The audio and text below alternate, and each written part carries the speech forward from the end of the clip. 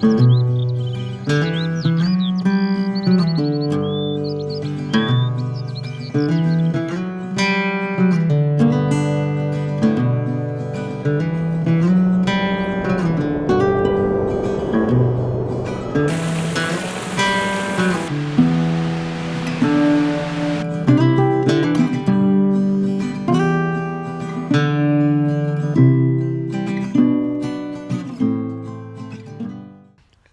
and welcome to the show. I'm Donnie. I'm Nick, and today we're rambling about Glenn and the birds. Nick. Give the man a proper introduction. Like, former heavyweight birding champion of the world, Glenn Gervais. Yeah. Well, I was a member of one of four people that were on the World Series of Birding team back in the 90s, and we were fortunate to win a few of them. How do you... Who appoints that? Okay, well, for starters, I was the appointed as the driver of the team. Although I was a birder, I was the designated driver. I think that had something to do with me carrying a badge in my pocket too. Back get you away with some speeding tickets, or But the way the World Series of Birding worked is that it's a 24-hour contest. So myself, Paul Pratt, Bruce DeLabio, and Tom Hintz, we would fly down to Cape May, New Jersey. We usually flew down about a week before to spend the entire week scouting. And what we would do is we'd try to nail down as many species as we could during the week, so that on the big day, which started at basically goes from midnight to midnight, we would race around, and people say, well, how do you know how many birds you find? Well, it comes down to how many species you find. So it does come down to an honor system. There might be the odd person out there might fudge seeing a bird, but I know the guys that I was with, they were so dedicated to it and had so much integrity that in order for a bird to count, everybody on the team had to see the bird. Really? That's nice. But not just see it. You could I got to clarify that. You could count it if you could hear it. Mm-hmm. But you had to be able to prove that everybody knew the bird's call. song. Right. And there were situations where, one year we set a record of 225 species seen just in the state of New Jersey in 24 hours. Wow. And there were a few species there where, for example, maybe Bruce didn't hear it or Bruce didn't see it. And we would stand there, and finally we had to leave because we were running out of time, because it's, we have to go from place to place to place, and we didn't count that species. Mm-hmm. And there were a few years where, a species here or there would make a difference. It all comes down to scouting. We kind of knew what would be where and when it would be there. And people say, well, you start at midnight in the dark. Well, we would start, every year we start in a swamp just outside of Hackensack, New Jersey, right at the end of Newark Airport. Getting like night herons and...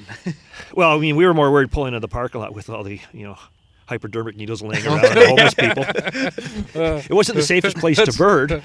But we would get, right out of the gate, we would get, a couple rail species out of the way, because we would hear them, clapper and Virginia rail. And then, we did the herons calling. So, we'd probably try and get out of there right out of the bat with maybe, 10 species just in the marsh. And we also got, the passerines that were flying over, because certain birds make certain calls when they're migrating. And as you know, majority of songbirds migrate at night. Yeah. So we would get some that way. Sometimes we'd all hear them. Sometimes you wouldn't, so you couldn't count them. And then we'd work our way through the night, and we'd right up to the top of New Jersey, up to High Point. We'd race up there. It was the only place you could get a raven in the state. It was the only place you could find, barred owls. We had a secret location for a barn owl. Nice. Really? Where we knew the barn owl was actually living in this little hole of a church in the middle of nowhere. Nice. And it came down to a lot of sportsmanship and a lot of funny stuff too. Yeah. Because we would, when we would get in the car, the cars we would rent, God, if they're still alive out there, I don't know. We would beat them up. And we never seemed to get a four-wheel drive, though. We'd ask. We'd get like a Chrysler 300 or something. And we'd off-road with that thing. We used to, this is back before the internet and before cell phones were really big, right? That was like my next question. Like, obviously there's different species on the coast out that way than here. So would you guys do a lot of research before you went over there? Yeah, well, most of the species on the coast there, with the exception of maybe northern gannets, Eventually, you do get them here. Oh, okay. All right. Yeah, you do get them. Not as much, of course. There's not so many oddballs that you're like, oh, what is that? No. In fact, it was pretty rare to get a life bird in New Jersey because most of the stuff that moves up the East Coast tends to come through Peely and through Essex County anyways. Right. I mean, you had to familiarize yourself with some of the things like, some of the waterfowl and stuff. Things look a little bit different when they're out there. Like a lot of people don't know, but the common loons, that's pretty well where most of them winter. Oh, yeah? Wow. Yeah, they just will fly straight from like the Muskokas to the Atlantic. Really? Nonstop, and then once they get on the Atlantic, they change over. They eat different things. But we used to do. We had everything planned out. Our routes were planned out. There was no GPS in cars back then. Big map book. Big maps. There were a lot of wrong turns. We used to because the New Jersey Turnpike had so many toll booths. We would take masking tape and we would tape quarters across the dash of the car, so you could quickly grab the quarters to fire them in because it was all about time. It was very, very competitive. We were very competitive with the Cornell University team. A lot of really good guys. The Bausch and Lomb team. There were teams down there that were sponsored by different optic companies. We were sponsored by Koa, and Koa was nice enough to pick up all our costs and Nice. basically hotels, meals, airfare, everything. It was kind of the big leagues of birding. Yes. Got to meet a lot of neat people. It was very competitive, but it was a lot of fun. The week before was a lot of fun.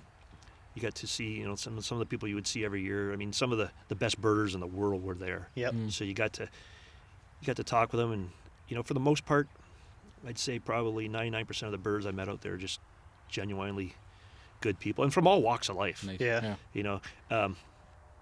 People tend to think that birders are nerds, Yeah. You got the vest and you got the Tilly hat, and you're walking around with your binoculars all day long in short pants, but the birders that I hung out with, were all cool guys. Yeah. They're all guys that did something else for a living for the most part, but when it came to birding, it was just kind of our hobby.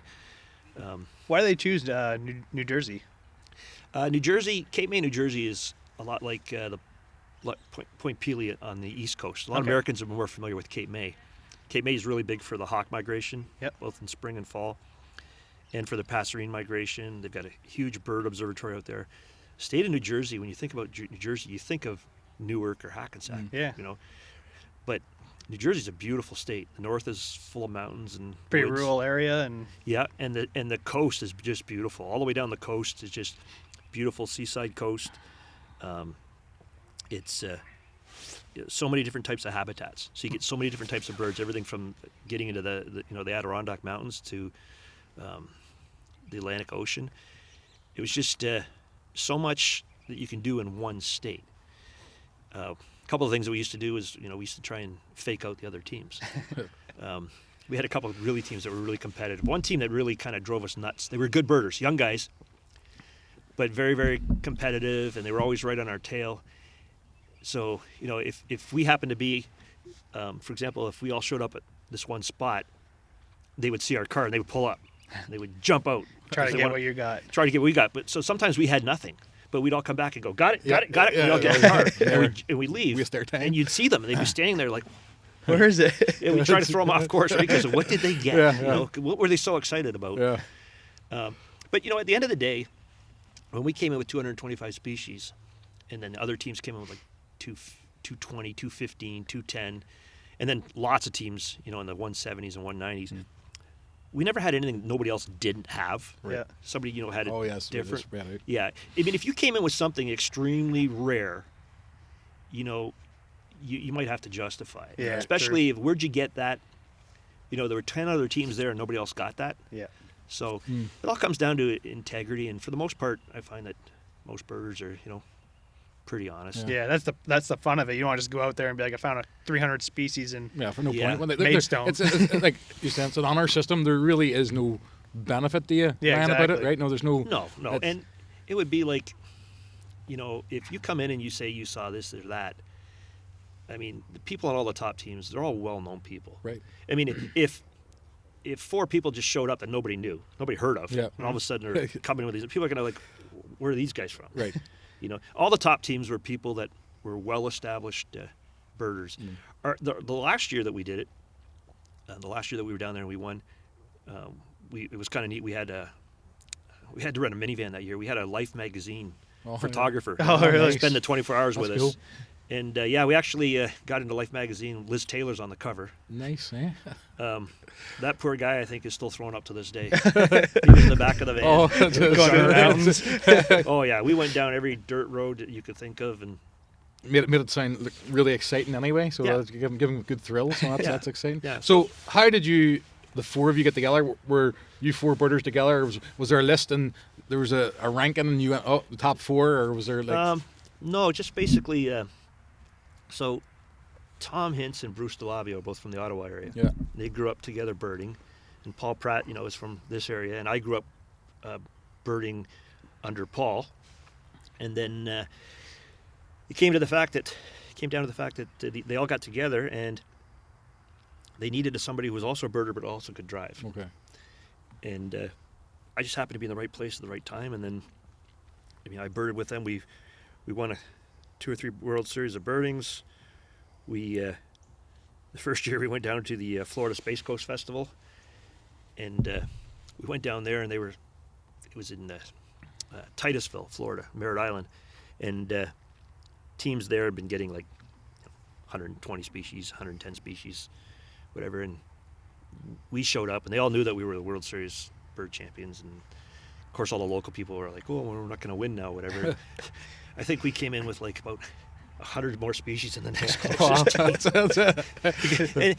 and we didn't go back, Right. Yeah. because it was more of just a local fun thing. Right. But COA wanted us to go, and we went down there. Right. It was a lot of fun. And then we did a couple in Texas. Texas was a lot different. Yeah. First of all, it's a huge state. Right, Right. yeah. I mean, it's just, you got to decide where you go. Most of the birding we did was all along the Rio Grande, like McAllen, Harlingen, South Padre Island. We stayed mostly in the south, but a lot different. One thing I learned in Texas, though, is that you don't step off the roadway. We made the mistake of doing No that. trespassing. It doesn't even have to be marked. We were on some road in the middle of nowhere, and just we wanted to get I don't know what we were trying to get, pygmy owl or something like that. And of course we stepped off, and we were not even 20 feet from the road, and within minutes a pickup truck pulled up with guys with guns. Oh, nice. We're on somebody's ranch. Yeah, they didn't take too kindly to birders. It didn't matter what you told them. Yeah. And I remember Paul and I went down one night on the Rio Grande. After dark, we were right along the Rio Grande, just south of McAllen, Texas, and we went down there to look for. I think we were looking for black rail or something. Whatever it was, we were down there, and if you're ever down in South Texas, it seems like almost every mile there's a border patrol truck. You can see them. And we were parked down there, and we were birding, and they kind of get to know that you're birders. Right. But we were just standing beside the river, and all of a sudden, about 8 guys just come up, and they're all soaking wet from swimming really? across the river. Really? Yeah. And we thought, are we in the right place? How safe is this? Yeah, no kidding. So it was one of the things they were sort of waiting to see if you were there to ride. Yeah. We were meant to meet somebody here. Yeah. Like, please don't take our rent-a-car. So did you do that until you didn't win one and then retired, or did you retire at the top? No, we retired at the top. Nice. It was been there, done that, and then a couple guys wanted to go different ways. Right. It was a big time commitment too, because we would be gone for a week to 10 days, and it was exhausting. Yeah. To do it properly was exhausting. Like every day, Paul and I always roomed together, and every day we would be up at 5 a.m. and we'd be out the door, and we'd be scouting till kind of noonish, then usually try and get back to the hotel, sleep, and then we'd be back out at night. Yeah. Because you had to time it that you're scouting for when you were going to be in the competition, and by the time the competition came, in the competition you're up for 24 hours straight. Yeah. Yeah. By the time the competition comes, you're dead. Yeah, it takes a couple weeks to recover. Yeah. So when you're scouting, what are you guys looking for specifically? Just those species and hoping they're there the next day kind of thing? Or? Yeah, I mean, Well, when you bird a lot, you start to become very familiar with what type of habitat certain birds are going to show up in, right? I mean, there's a reason a pine warbler is more likely going to be in the pine woods. Yeah. Magnolia warbler. Well, it's kind of funny. Like the magnolia, a lot of the warblers were named for the trees they were shot out of, right? Back in the day. Yeah. I mean, that's what Roger Troy Peterson, those guys did. The original birders, they saw a bird, didn't know what it was, they shot it. Yeah, bring it home and we'll give it a name. Shot out of a palm tree. That's why it's a palm warbler. Yeah. Creative. Yeah. So we just knew certain habitats. We knew back then you had to phone in to get the bird alerts because there's no internet. Yeah, true. No internet. So you had to phone in and listen on this really? tape recording. Yeah, there were still payphones. Yeah. You go to a payphone, you listen to a tape recording, and then you had to hopefully rely that the people that were there were telling the truth. And then how'd you know where the competition was at with their count? You didn't until the end, right? And you didn't until the end, but you knew whether or not you were doing well. Okay. So we knew the course of the week. Okay, we were hitting every species that we had hoped to get to. And during the week, other teams, we shared information. People said, hey, you know what, we're really stuck. We haven't found a Connecticut or a Kentucky warbler all week long. And we'd share, well, we had them on this road. The other day we had 2 of them singing. And then we'd say, well, we haven't been able to find a black rail anywhere, even calling, and then they might share that information. It was all in good sport. I mean, the top team that we competed with, they were kind of younger hotshot guys. I mean, we didn't share much with them, because it wasn't just that. I mean, it was more the prestige to win. But when you won, you'd get binoculars and prizes and things like that. But it was more the prestige. Yeah. And there's actually a World Series of Birding, a World Birding Hall of Fame in New Jersey. Really? Yeah. And we actually have our names in the Hall of Fame, which is it's kind of cool. And a lot of people laugh at that. And I mean, I was a policeman for so long, and people used to tease me about birding back in the 90s. And then they tease you about birding, but I would get the biggest, toughest guys would come walking up to me, and I always remember it because it happened so many times. Somebody would walk up to me and they'd look around. I'd be sitting at my desk when I was a detective. They'd be looking around, and they'd go, make sure nobody's watching. And they go, hey, I got this bird in my back. Exactly. I find it the same thing. Yeah, same here. People will joke and tease you and all, but whenever you show them a picture, or else you'll pick their interest somewhere, and they'll start to say, hey, I seen this here. What's this? Most people don't even know it exists, right? Yeah. Everyone, like I've said before, it's just bird, eagle, duck. Yeah. So it's it's amazing. I started about a month ago or 2 months ago. I started in Facebook. There's this Facebook group called Tecumseh Comes Together for the town of Tecumseh where I live.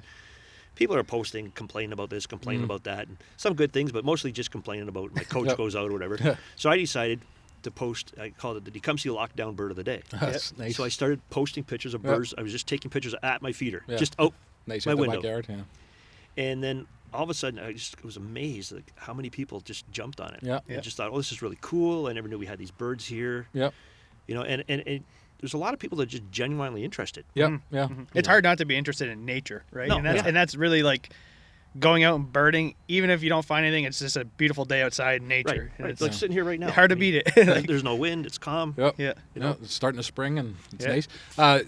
That's interesting that you say that. That's what I did in the last year on the Harrow and Kingsville pages. Just started sharing. Same thing. People just posting the goings on, some of the rumors, the gossip, and that there, and a lot of it goes downhill pretty quickly. There's always controversy over anything. So whenever I start, I'm just going to post some pictures. A lot of the wildlife ones always get the bigger interest, especially when they're local. Obviously I've posted some stuff over the last year when we've been away, but this spring will be good when I'll post some of the warblers that come through and that there. But people, I posted ducks last week, and instantly, it connects with people, and they're going, wow, I've lived here all my life, never knew these ducks were here. I said, some of them are just passing through, but they are here for a prolonged length of time. Right. So anything I shoot, obviously you get the rarities, but in general, if you want to go and enjoy them, they're there for you. And like you say, you put a feeder up at your house. Most of these birds are going to show up. If you keep your feeder well stocked and looked after. Well, the people at Essex feed their warehouse in Essex, they love me because everybody comes to us. Well, where do you get your birds? There you go. So that's where I go. So they went out there, and so the lady's like, "But you think she'd give me a deal?" No. No, people generally have been very positive. There's the odd person. I had somebody ranting at me over and over about well, it's because of people like you that rats come around. You know, well, I don't see any rats under my bird Right, feeder. exactly. Yeah, That's yeah. it. But apparently, you know, I imagine if you wouldn't keep them clean, Yeah. with junk around or Yeah. whatever. But I haven't personally never had any problem with rats either. You know, you get the birds of prey that come in as well. You know, Yeah. You're with feeding the feeder. hawks, really. You're feeding whatever you're feeding. It's a bait Oh station yeah, the for Cooper's something. hawks love me. Yeah, exactly. You know, every winter I'll get a resident Cooper's hawk for a buffet. Yeah. You know. So they typically do take, and then I do get the feral cats come as well for the birds. So they're taking care of the mice or mice Yeah. or rats, whatever. I know one of the other guys, Chris, has that urban screech owl box. Mm-hmm. No, he's saying that his screech owls are now doing a good service because the amount of rats they're bringing back. No, it's not encouraging them. It's cleaning them up. Yeah, Yeah. yeah. yeah. So it's you need to have those. Whenever we come in and we build, we kind of take away habitat. So anything that we do that encourages that is, to me, it's a positive. We're always going to have animals. Yeah. So Well, that's what birding gets, like you said earlier. Birding gets people out in nature, and lots of times I'll take people birding. And there'd be like maybe just the wife is interested, but she brings her spouse, and you find that by the end of the bird tour, all of a sudden, her husband's grabbing his binoculars. Yeah, reluctant birders. Yeah, and people are saying, "Hey, I never knew that there were these kinds of birds." And one of the things that I took from the World Series of Birding that I got really involved with was COA gave me a whole bunch of scopes to use for a birding for kids program that we ran. Yeah, that's good. And people are saying, "Well, how can my kid remember all these birds?" Well, you know what? Back in the '90s, I know with my two boys, they could memorize 400 different types of Pokemons and all their powers, right? Yeah. So that's what I said. If you can memorize Pokemons, you can memorize birds. It's funny because we were talking about that on one of our podcasts earlier. I was like, I'm like 31, so I'm like the younger gaming generation, I guess. And anyone who played Pokemon Go a couple years ago, remember that was the big hit? I'm like, it's the same thing. You're going out trying to find different species in the wild. Yeah. And it's funny someone else kind of sees the same thing. Hockey. My age was, when I was a kid, it was hockey cards and stuff like that. But I in the past few years, I've really been trying to focus on giving back, to birding, because birding did so much for me. I mean, I've traveled the world birding. I've birded in Asia and all over the United States, and had some, amazing adventures that I would have never have gotten if I wasn't a birder. Right. Yeah. Just you think about it. I mean, some of my days of chasing birds are gone. I mean, I won't jump in a car anymore and drive to Thunder Bay to see a rare bird, or I won't race up to Niagara Falls to see a rare bird anymore. So if it was a life bird, how far would you go for a life bird? And I'll explain. A life bird is a bird that you've never seen before as a birder. Yeah. So, when everybody went crazy about the frigate bird at Peely last year, my wife wanted to go out and get perch at the bus, so we went out to the bus anyways. I said, "Well, while we're out of here, I'll take a picture of the frigate bird." Right. I wouldn't race out there just to get the frigate bird, because I've seen so many frigate birds in my life. But, life birds for me, I mean, I've either really got to go out to Nova Scotia and Newfoundland for Canada, or out to the Pacific, along the Pacific. Everything kind of up the middle I've kind of gotten. Right. I don't chase them anymore. I mean, I know there are some people that chase them. I mean, there was back in the day I had my backyard list. I had my Essex County list. I had my Peely list. I had my Ojibwe list. I had my Ontario list. I had my Canada list. My North America list. My world list. Right. It was getting ridiculous. Yeah. Lists all over the place. Yeah. How many species are you at in the world? I think the last I checked, I was at about 2,300. That's pretty for, wild. for life species. That's a decent list. Yeah. Eh? Well, no, I mean, I got friends that are 6,000-7,000. That is crazy. Yeah. So, but I just now I actually enjoy more just going out. Like, one of the things I've really, when I take people out on bird tours, I really try and stress is that because I learned from a guy like Paul Pratt, is that I really stress stopping, taking your time, and listening. Mm-hmm. Because sometimes when if you're doing a tour at Peely or something, everybody will go, "Well, how'd you know that was there?" Well, I knew it was there 5 minutes ago. Yeah. Because I kept hearing that warbler sing until I got right up there, right? And then I try and teach people, just don't say, "Okay, there's that bird." There's a lot of Brits that come over every spring to Peely, and there's they come twitchers over there. That's and some of those guys, it's just I remember there was a mockingbird there and I don't know if you can swear on your podcast or not. Go ahead. Okay, but I remember these Brits all coming up, and this Brit came up to me. He came up to me and says, "Have you seen a mocka?" I said, "The what?" I go, "What's a fucking mocka?"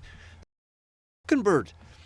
And I said, "Yeah, it's right over in that tree." And these 5 guys all ran over there. They went like this, and they ran. Didn't even spend 10 seconds looking at it. And I said, "Aren't you going to look at the?" And they're like, "Oh no, we got it," because they were just like listers. Oh, okay. Yeah, they were just racing from bird to bird to bird to try and list as many as they could for their lists or whatever. That's what a lot of people don't understand either. Is like birding ain't all the same. There's like you got photographers, like we'll spend half an hour shooting one bird. Then there's listers that just want, even if they hear it, it counts. They're just running through the bush trying to get as many different genres, I guess, of doing it. Yeah, I've actually spent more time now just trying to watch the bird behavior. Yeah, you know, like just the chickadees around my house. I mean, I didn't have chickadees in my house until maybe 5 years ago, and I remember back in the day when chickadees first showed up at Ojibwe. You know, everybody was so excited. When Tough to Titmice showed up. I mean, we were all racing out there to see them because they were just so rare, you know. And through birding, though, it's taken me into like so many other things, just like in nature in general, you know. Like I remember being so excited racing out to LaSalle to see the first Virginia possum that was seen in our area. Oh, yeah. Nobody ever seen possums here until like the 90s. Really? The late 90s. You never saw them. Right. They figured one came over on a train or one came over, whatever, and had babies. And now you see possums all over the place. Everywhere. Yeah, you know, just things like that. And so would you now consider kind of like not say retired birder, but you do more than just birding now. It's kind of like you're saying wildlife in general. And you mentioned just before that you done some sport photography. Yeah, I started a couple years ago. I started doing some stuff with the NHL and the NCAA. I did Michigan football. I've done some Detroit Red Wings stuff. Done some NFL stuff. Done quite a few PGA golf tournaments. Oh, just cool. all kind of got into the stuff by accident, and someone said, "Hey, you're a photographer. You can take a picture of a bird. You can take a picture of at a football game." One thing led to another, and then you get your name out there, and then people start calling you, and you start doing things like that. So photography has taken me all over the place. The only place I won't go is people think if you got a camera that you can shoot a wedding, right? No, same way. Exactly. No. Okay. The people are good at it, and I'm not one of them. No, and that's thing. It's not. No, my buddy's a wedding photographer, and he, you know, he says, you know, he always gets a complaint, like, you know, the mother-in-law says, "Well, you know, that picture makes me look fat." You know, well, you are fat. Exactly. You know, that's the problem, man. Yeah, I mean, it is what it is, right? People just don't. People don't believe they look like they look. Right. Yeah. Well. So, but no, for the most part, I consider myself more of just a naturalist. I mean, like Donnie, you know, like I chase moose. Right. You know, I've been chasing moose for 10 years, and I have a pretty lucky habit of finding them when other people don't. Should bring you along more often. That's it. Because Nick guarantees me this all the time. And whenever we see we see them, just not the best viewing. No, I've actually seen them very close up. Paul Pratt and I remember I was talking about the spruce bog. Right. So, you know, when you come through the spruce bog, there's a spot where all the chickadees will come and you can hand feed them. But when you go out to the boardwalk there, Paul and I one year were out walking on that boardwalk, and we were coming back, and we came back, and there was a great big bull moose on the boardwalk. Oh, really? It was us and the bull moose. And the bull moose turned and walked back into the parking lot, and when we got back to the parking lot where we were the only ones there. The bull moose was just trashing a tree. And Paul began his career as a naturalist at Algonquin. Oh, yeah. If you go in there, you can see his little name on the list there. But so Paul back then said, you know what, you got to stay away from this one because this one's going crazy. I'm trying to run close enough to get pictures. Have you ever went after him in the winter? I've gotten most of my moose pictures in the winter. Oh, yeah? Yeah, the majority of them. I've got a couple of really good spots. Oh, yeah? Me and Donnie tried. We don't know what we're doing for the winter. Well, you guys were up there a couple days before me. Right, yeah. And I don't know how moose walk in the snow because we didn't have snowshoes on this time. For whatever reason, we didn't bring them for that one. And walking, what did we walk, 50 meters? Yeah, and we were dead. Well, that's it. We just sank. Like, they didn't bottom out. We couldn't see their belly dragging anywhere, but we were bottoming out. We were at their waist. Yeah. And just trying to get through that was crazy. But you know what? Snowshoeing's not easy either. No. Especially like when we went, it was so cold. The snow was just powder. Yeah. It wouldn't have done us much good anyway. Yeah. Yeah, no, I've just been fortunate. I've got a few spots where they're pretty reliable. Mm-hmm. Actually, the best time to actually chase moose is actually coming up. Yeah, April. springtime. Yeah. That's when I've had my most luck too. It's You know, it's actually crazy how many They come you out. see. Yeah, they come out to the road. They like to get along the ditches there to get the fresh roots, and then the salt that comes from the road. Yep. That washes down into the ditches. Black flies are fun then too. Just gotta go before the ice melts. yeah. I usually find if you can get in and out of Algonquin before the second or third week of May, you should be okay. The end of May and June is You're crazy. nuts, yeah. No. So that's our next trip then. May, June? April. No. You can go April Yeah. before whenever this is Glenn saying it's peak for a moose. Yeah, but you got to be willing to get up early. I mean, you got to. Yeah. Yeah, Well, you got to be the first light. Yeah. We usually are. Yeah. So usually because of the cold. Yeah. Wake up -35. That's me up. I'm not going back to sleep. I was but- nice and warm. Yeah, that's unfortunate for me. So, do you still do tours and things, or are you? Yeah, I do do. People contact you, or? Yeah, I do. I do some tours, but mostly for the. I've got a couple of regular groups that I do. Friends just that I've over the years that I've made up, or friends that have made up the groups that I've gone on. Just keep coming back every year, Right. and then they bring new people. I'm not big into doing tours. I used to do tours and get paid to do Right. them, but I don't do those anymore. I just do them for people that I know that are going to enjoy Yeah. the day, and then I'm going to enjoy the day with them. Right. Yeah. I like to go out and have fun. Not teaching the whole time kind of thing, and Yeah, and with people that genuinely appreciate being out there. I mean, I have, there's always. I hate to say this, but there are some, in every walk of life, there's some knobs out there. yeah. And there's people out there that run around with their book and they'll tell you, oh no, you're wrong. It's this, it's that. And in reality, I learned from Paul Pratt. You just kind of like, yeah, whatever. If you want to believe that, that's fine. Yeah. I've seen, I can't tell you how many times somebody's reported seeing a Kirtland warbler at Peely. Mm-hmm. And sure, one shows up. Lately one's been showing up almost every year, Yeah. but when you go on the checklist out front and it's like there's 20 of them checked off. I'm like, no, Not possible. no. I mean, I remember going to see Kirtland's warbler. I had to go up in Michigan, and Paul and I get Jack up early in the Plains? morning. Yeah, to go see them nesting. Yeah. I've seen them at Peely, but I mean, just I think I've kind of taken this attitude. If somebody's out there and they think they're seeing what they're seeing, well, at least they're outdoors and they're Right. enjoying nature, Yeah. right? Let them believe what they want to believe. And I like having fun on my bird tours. Like everybody's, Yeah, don't make it laughing. too serious kind of thing. No. Exactly. Like every year at Peely, there's be a bunch of people somewhere, and I'll go, "Oh, look at that!" And everybody will stop, and I go, "Look at that beautiful red-breasted thrush over there." And they're like, where? I don't have a red-breasted thrush. I've never seen a red-breasted thrush. And they're all looking around. All I see is a robin. Oh, yeah, Well, that's what it exactly. is. That's it. It's a red-breasted Descrip- thrush. description for you. Yeah. Perfect. We only call it an American robin because the English came over That's and it. said, "Hey, it looks like our robin. Doesn't look anything like the robin." Not really, no. No. Actually, that was the first probably mistake I made whenever I moved here. Didn't recognize this thing nesting in my backyard. Hang on. I put on Facebook, what is this bird in my backyard? That'll be the robin. That's not a robin. No, it's it is. Yeah. Okay. It wasn't on your sweater there. No, it wasn't on this sweater. No, it doesn't have that one. But Anyone watching, though, they're probably wondering where you get something as amazing as that. I handmade this. Oh yeah, so did- China. I China. think this came direct from China. 3D printed. I actually couldn't give you the. It was one of those random Adverts. Facebook adverts or something. Very nice. Which I wouldn't recommend anybody ever buy anything from a Facebook ad. Besides that, No, I wouldn't even recommend this because it was quite arduous to go through, and you weren't sure if it was ever going to come. But when it came, you can appreciate the excitement that I was feeling whenever this beauty came up. But if you look, what it looks like they've done is photocopy out of bird books because they've got numbers beside them. Yeah. So it's just like a photocopy and then turned into a sweater somehow. So National Geographic birds. yeah. So it's nice a. copyright claim on that Yeah, for so if you sure. work out what number, I think that's 107. So if you look at what 107 is, it would give you a description. Yeah, I But should have all the names on the back so you can reference them. check them off. Yeah, check them off as There's you like a life list here. What's this? You'd be quite the catch in a bar. It's, definitely this would draw a crowd for sure. You gotta get the matching pants. So Like actually, you can get. when you were talking about like beginning birding, like one of the things I like to teach people is like the bird calling over there is a killdeer, right? Yep. And a lot of people don't think of that. They just think, where's the killdeer? Well, you can hear it, right? But like I try to have fun with it. Like a lot of people, like you know, white-crowned sparrows. I'll tell people, or white-throated sparrows. I'll tell people, you know, it sings "Oh Canada, Canada, Canada," right? Of course, if you ever go up to Algonquin, that's the bird you hear all spring long. Right. And then I'll say to people, okay, well, you can remember the white-throated sparrow. What about the white-crowned sparrow?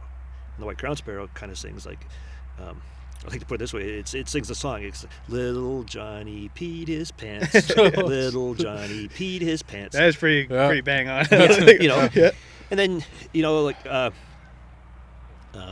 just tried it, like, you know, all the warblers, you know, witchetty, witchetty, witchetty, and, you know, yellow, all the yellow warblers, you know, sweet, sweet, I'm so sweet, things like that. And then people start to think, you know, and it's like, you can find the warblers, you know, like the blackbirding warbler, like the sounds like a wound up toy, things like that.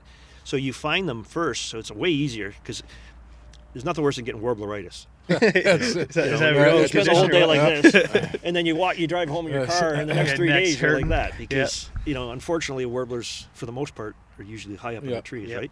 And just I tell people, like, birds often will sing their names or sing certain songs, like, you know, red-eyed vireo.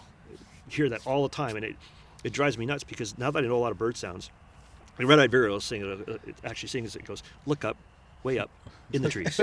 Look up, way up in the trees," and that's where they are, way up in the trees. One of my favorite ones is, you know, yellow-breasted chat. It sings, "Quick, 3 beers, quick, 3 beers." You know, if you learn your birds like that, but it'll drive you nuts too, because just last week, my wife has to tell me to shut up sometimes. We were watching movies, and like, you're hearing bird sounds, and you're like, you know that bird isn't there. Because they're just running a nature tape in behind. Right, you know, for sure. Like, a lot of the American westerns are notorious. You hear them. What were you watching? We were watching, I think it was Wind River. Okay. And it was in the middle of the winter, and they had warblers singing. Okay. Yeah. Because we were watching Yellowstone, and it was like there's birds in the background and flying around. Like, I don't know if those are there. Actually, there. Same thing. That's funny. And then you have a lot of the westerns. For whatever reason, the westerns will always have like the cry like of a common loon. Yeah. In the middle of the desert. It makes no sense. But it sounds like nature to people, right? You know, or they get, like, the red tail that's flying up there right now. Yeah.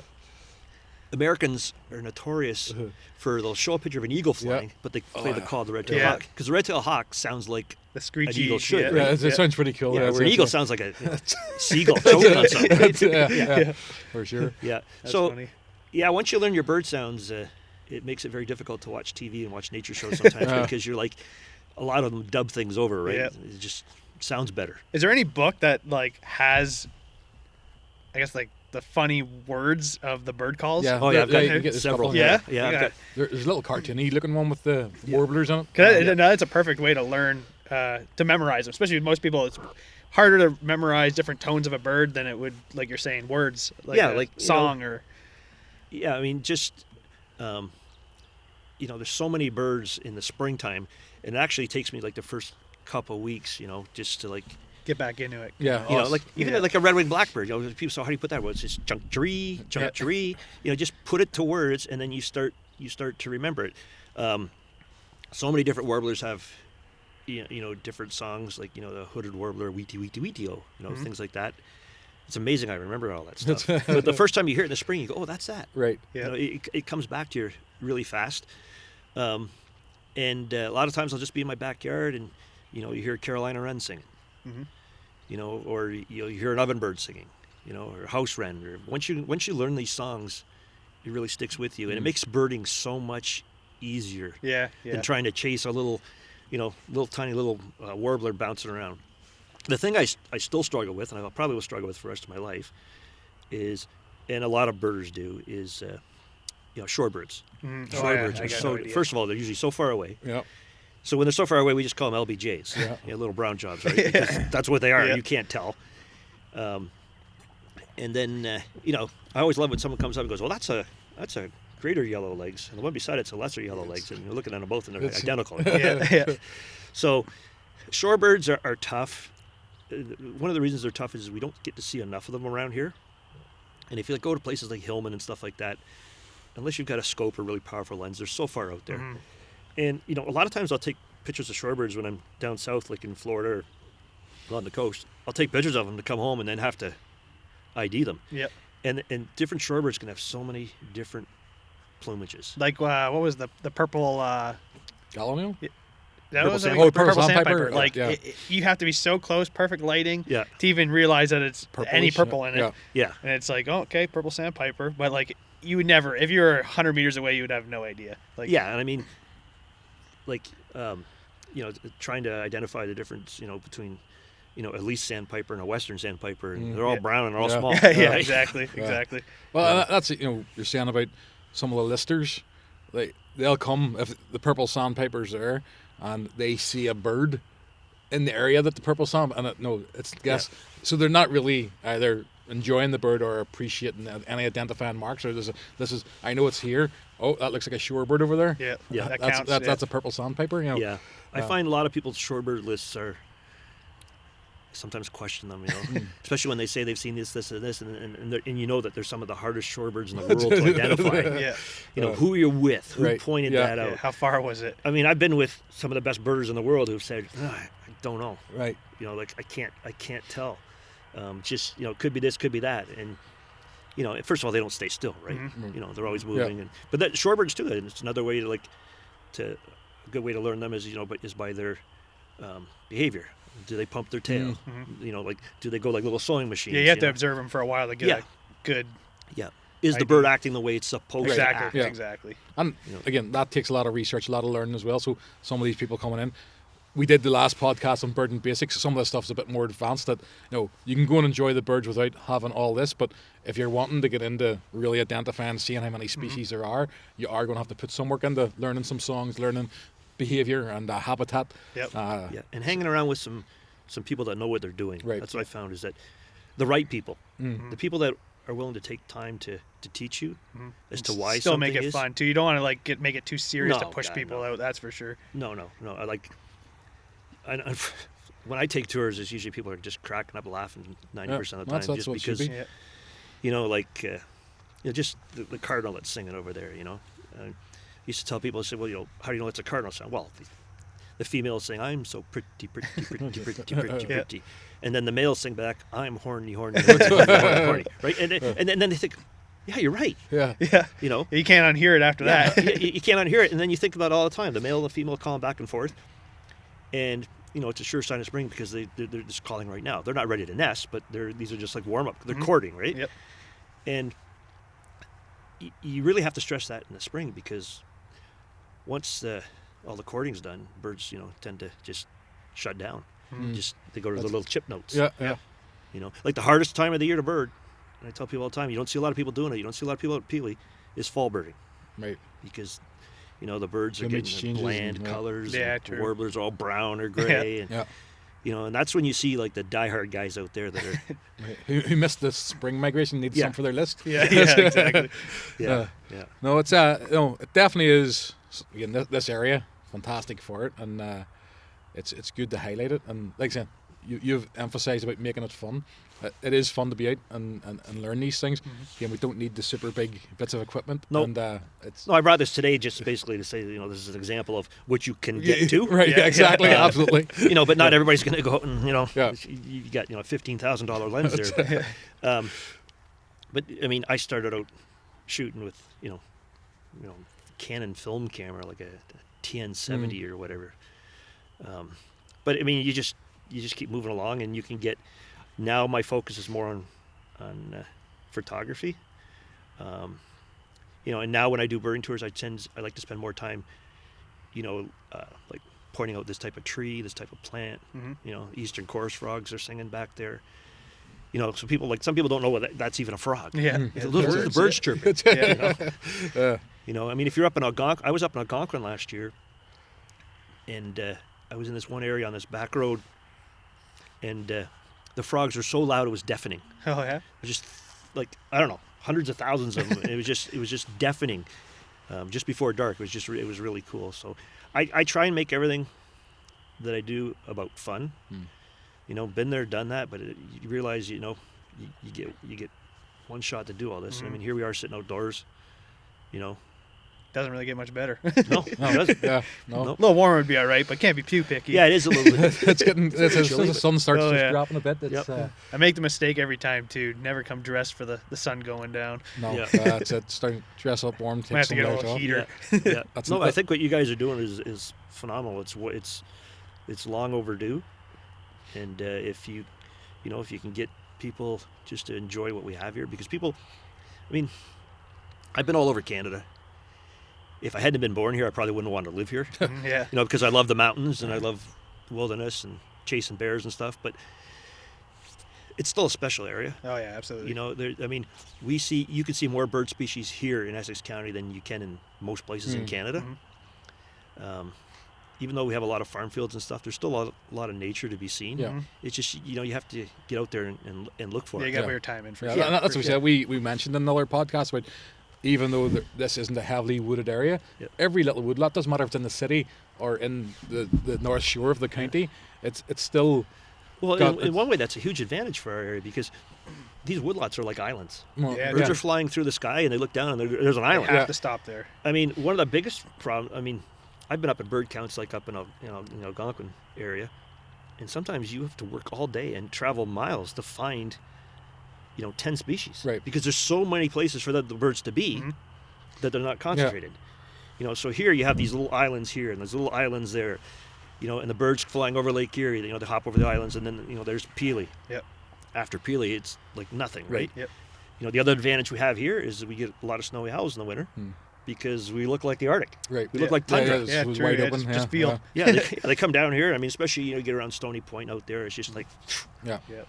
and they just love sitting there because they think they're in the high Arctic. But how often do you see snowy owls in the Algonquin area? Right. Very Yeah, They rare. don't Yeah. because they don't like woodlots. Right. They don't like trees. Yeah. Yeah. That's, So they kind of fly over everything to get here. the Arctic of the South. It's kind of weird. Eh? Yeah, so it's well known down here to be the sun parlor, but not for the snowies. The snowies enjoy it for the Arctic feel. Not much snow though. Come and go with the snow, but Yeah, well, that's again. Yeah, I had a snowy owl 2 years ago that stayed right till July. really. Yeah, and of all places, over the Ganacho Trail, Oh yeah. over by the little river corridor there. Yeah. And just in the middle of summer, I walked by and looked up and light post of snowy owl sitting Oh there. yeah. I mean, I don't know whether it stayed here the whole year or what, but Was it he just- looking pretty No, weathered or what? No, looking very healthy. Yeah, really. Yeah. The 2 years ago as well, I was working in Chatham and going off Queen's Line and right up. Actually, I didn't get into September. I finished working the last couple of days of October, so it was right through the summer. There was two of them sitting right as you come off the 401 onto the Queen's Line. Only seen two of them a couple of days, but then you would see two different locations. So down there, that billiards place. Yep. So one would sit. I know what you mean. That. Yeah. And that was right. So that one stayed right through. Well, at least one of them stayed right through the summer. And it didn't. I would have ended up having snowy owl every month of the year in sort of this area if I had worked there in September. But I finished. Yeah. I finished the last day of October. But again, it's just interesting to see the reason, the rationale behind that they just say no. The sun's what I'm looking for. It's I do see they look slightly distressed when the really warm days were, and you'd see them go down to the ground to try and find Cool some off sort a of little shade and cool off. But first thing every morning, they were up on the lampposts and hydro poles. When I was a kid growing up, it was so rare to see a snowy owl. What about So eagles? Like they made a crazy Okay, well- comeback too, right? I have a photograph. One of the things I coordinate the North Shore Christmas bird count for basically East Windsor all the way out to Bell River and kind of out past the airport. And we've been doing that for about 15 years now. And the first few years, we had like a pair of eagles. And we didn't, of course, Christmas bird count was canceled this year because of COVID. We didn't do it. We could have done it, but we didn't think it would be good to tell people to come out and do that when you're supposed to be locked Yeah. down, staying home, right?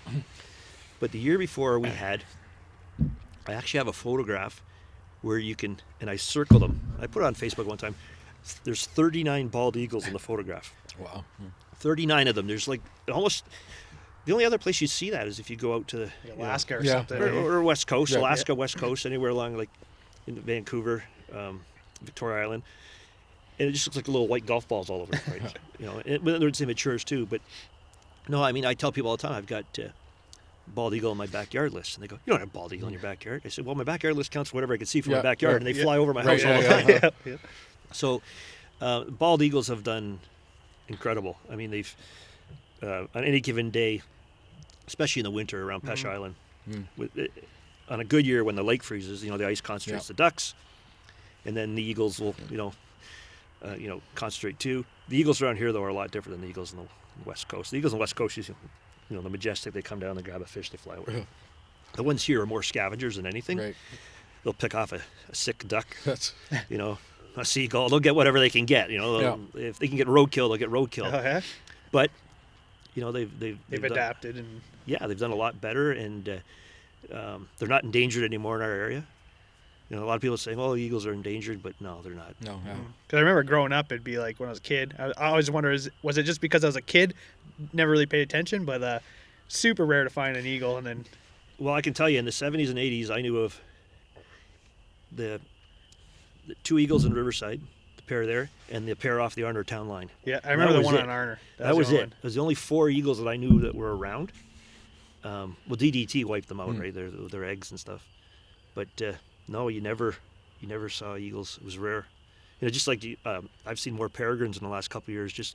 Yeah, they made a crazy comeback too. Yeah, just bombing. Like one of the places I see them is at Bell River Marina. Oh yeah. Yeah, they just come bombing along, and it's the. I took a photograph of one, and it was banded, and it's the one from the bridge. Yeah. And it must just take off during the day and just That's cruise the crazy. shoreline. Yeah, right. Cruise the shoreline Yeah. looking for food, and then for a peregrine, that's nothing. Yeah, Right? yeah. Probably there to Bell River in That's 15 exactly minutes. quicker than we can. Yeah. Like a jet. But no, a lot of birds have made a comeback, and at the same time, other birds have. You've seen a lot less of other things. A lot of the songbirds have really, I've noticed over the years, especially in the last 10 years at Peely, like the amount of warblers and the variety of warblers, there just seems to be decreasing every year. A lot of that's a loss of habitat where they winter. Not so Right. much here, but where they winter. Now, is there any of the songbirds that you see making a better comeback? Because saying about the Kirtland's warbler, they have in Michigan tried to plant more jack pine and things Yeah. to encourage the breeding. We obviously benefit a little bit from that there, but They have a huge. When you go up to Meal, Michigan, they have a huge, these huge cowbird traps. Oh, yeah. Because cowbirds, they'll wreck everything. Some of you sure see from like when I was a kid, you'd see the occasional cardinal. Now you see them everywhere. Right. There weren't even cardinals in Ontario, I think, until into the 60s or whatever. Right? There's a southern bird. Now cardinals are everywhere, and I think they're almost as far north as Algonquin Park now. Right. Occasionally you'll Yeah. get a cardinal.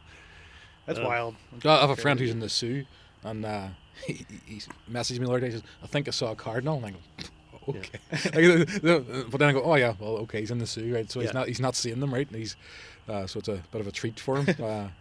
It is funny that we do sort of take that for granted too, that we get so much coming through and so many vagrants here that we are exposed to more species of bird than people slightly further north than us, which is... Well, we never had... I remember the joke was always that you'll never, in a million years, will you ever see a pileated woodpecker, or pileated woodpecker, however you want to say it, at Point Peely. Right. Never happened. No. Never, ever happened. The nearest one ever was in Long Point. Never see one. Never going to happen. And then sure enough... Yeah, a couple of years ago they had one, flying one about shows 50 up, days. and the guy that came in reported, everybody's like, no way. Yeah. And sure enough, there it was. Yeah, I know, and then I know as soon as it turned up, people are all going, "Well, there's no reason why they shouldn't be here. They should be nesting here." I know Rondo pretty much. They've Rondo's got got 'em. nesting ones now. So we'll see. And then if you're up north, that's Everywhere. the common woodpecker, right? Yeah. Besides for me though. The woodpeckers that, I've got a couple places I bird local, and I was really surprised just a couple days ago. I was just out walking my dog, and a beautiful pair of hairy woodpeckers. Hairy woodpecker in Essex County is it's pretty not hard to like- find, and I yeah. was like, basically it's a downy on steroids, right? Right. The first time you look at it, it's twice the size of it, but it's a downy woodpecker, but it's twice the size. Yeah. Yep. So we do have species down here that you don't get in other places in Ontario, like titmice. Yeah. They've kind of hopped across the border. We're pretty lucky. Yeah. But as far as warblers go, common yellow throats, there seems to be a lot more of those. Yellow warblers are, everywhere. Right. But I don't know. I think in the past couple of years I've seen a lot more Baltimore Orioles than I used to see. They seem to be doing well. I used to see them everywhere. I've seen more scarlet tanagers than I used to see. Last spring we seen how many did we see that? Well, the summer tanagers tanager? was a good year for summer tanagers last year. It seemed to be less scarlets and more summers last year, but I still expect to see more scarlets on a usual year. Yeah, now. I mean there were years where one summer tanager show up and everybody would go crazy, right? You know, one bird I think that's been decreasing is because I don't see them like I used to see them. I used to see them all the time. Was redheaded woodpeckers, right? The true redheaded woodpecker. Of course, everybody thinks red belly. Red belly's a redheaded woodpecker.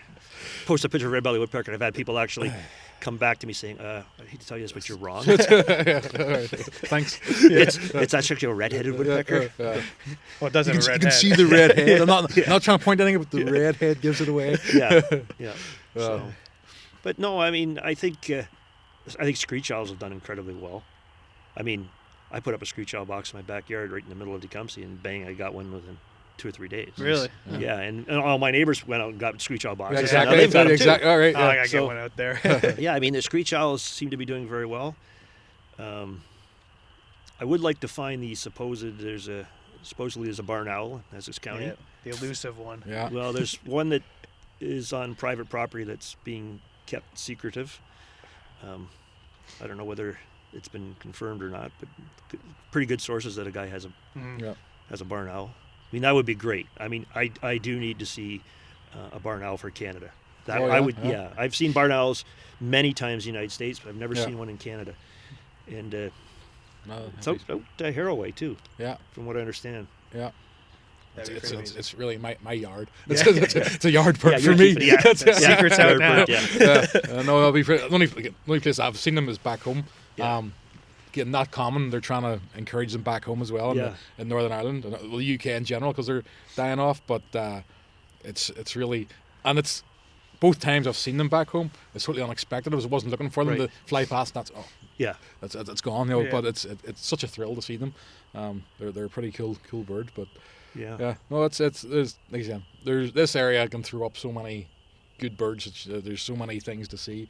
That every time you go out, you're very rarely disappointed, especially when you go in the right time. Yeah. You know, if you go out in a day like this, the chances of you seeing anything of sort of any different than what you hear. Well, just we're sitting here right now, the cardinal that's over here, they tend to go to that. They stop singing and go to this chip note just before dark. Right. So it's that little chip, chip, chip. And once you learn that chip, you know all the time. Right. You don't even need to look. There's cardinals. Some birds, though, I mean, for a while there, the blue jays started crashing, but then last fall, I saw more blue jays than I've ever seen. Yeah, it's crazy. You know, they didn't do well with that West Nile disease. Really? Right. Yeah. Well, a lot of people don't know, but a blue jay is part of the crow family, right? Yeah. It's the smallest crow, and crows and blue jays they didn't do well, but they've come back. House finches have taken a hit. There used to be a ton of them, and then they get that avian conjunctivitis. That kind of wipes some of them out. Hummingbirds. Lately, I've seen more hummingbirds in the last few years. I've seen you were saying about the blue jays coming back in last year. Seen the Holiday Beach count for them. Yeah, it was over 1 million for the season, which is phenomenal. You know, it absolutely blew away the next closest number. Which. No, again, I'm not the biggest fan of blue jays per se, but just to have that kind of they're noisy and loud. Yeah, exactly. And they love to eat baby birds.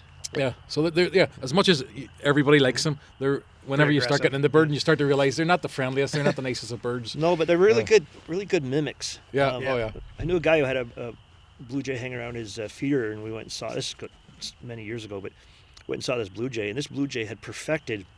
He would come and he'd land on the fence and he'd meow like a cat. All the other birds would take off and then he'd go sit on the feeder. Oh, yeah. Really? And another one, this was the same one, but he could also do, he could make the sounds of like a creaky gate. They're really good mimics. They could just sit there and learn. You know, like mockingbirds. Mockingbirds are called mockingbirds for a reason. You know, they can sing. And even people take for granted, I mean, you know, the European starling. I mean, they're great bird. You know, I call them sky rats. So, but I mean, have you ever heard them? Like they can do red-tailed hawks. They can do blue jays. They can, you know, I guess they got nothing else to do but sit there all day long and learn bird songs. And crap on cars. Well, see, like I don't enjoy them because they're not native here.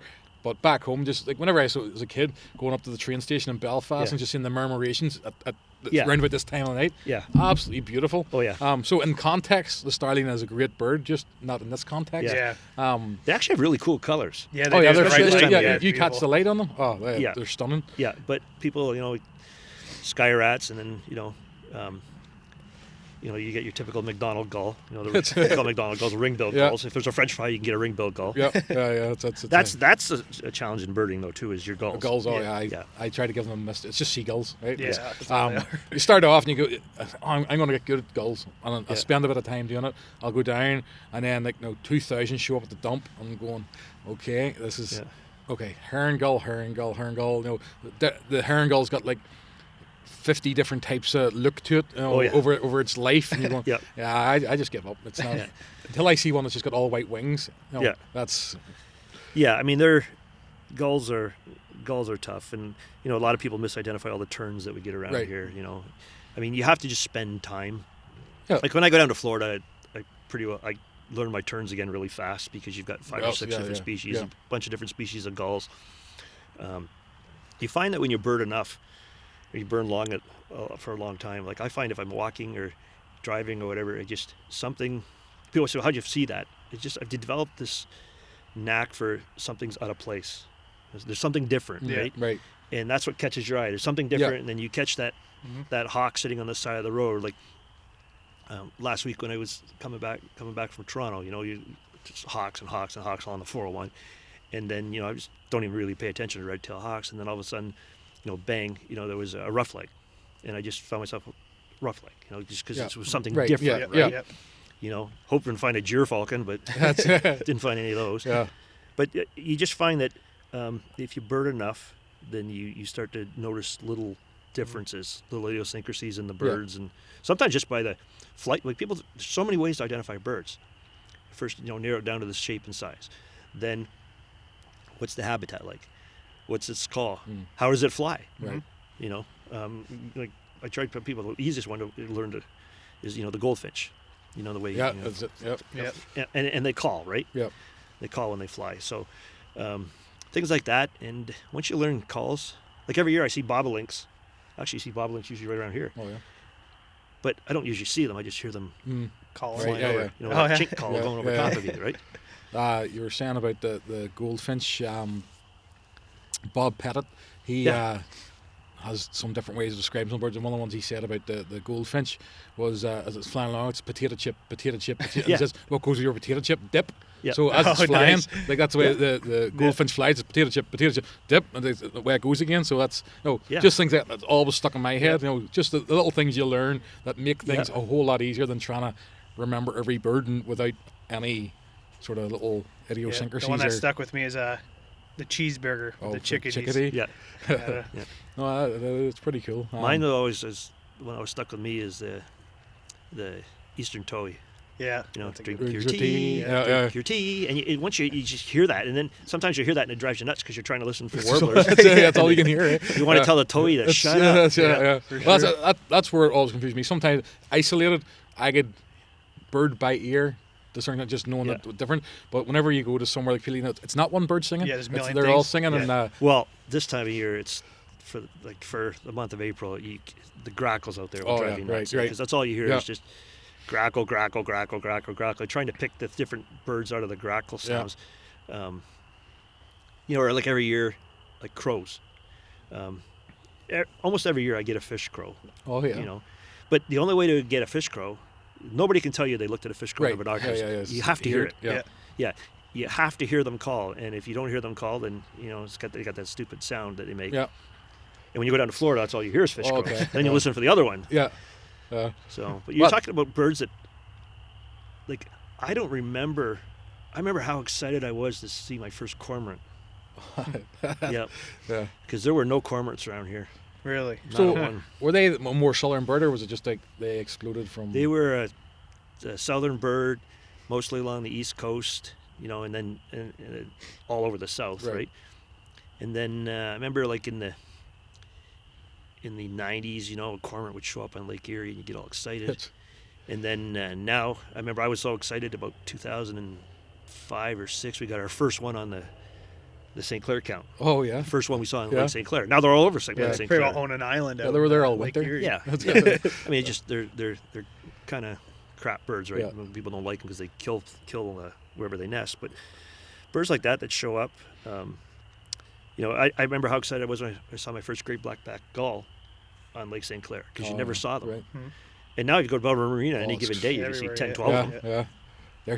They're a real impressive gull looking. They just Yeah. they stand out so They're much huge, from yeah. every Yeah, other. and they're actually they're the biggest gull in the world. Yeah. Yeah. People don't think of them that way. That's the only one I think I can maybe. You do that 100% identify. Not if it was just sitting in the field, but if it was next to another one, I'd be able to get that one. You get that one. Yeah, and again, these things bring up things that make it interesting. There is so much. You go out on a different day, you can just go and enjoy it, and then it's sort of be careful what you wish for. You're wishing to see a cormorant, and then all of a sudden you don't want to ever see a cormorant again.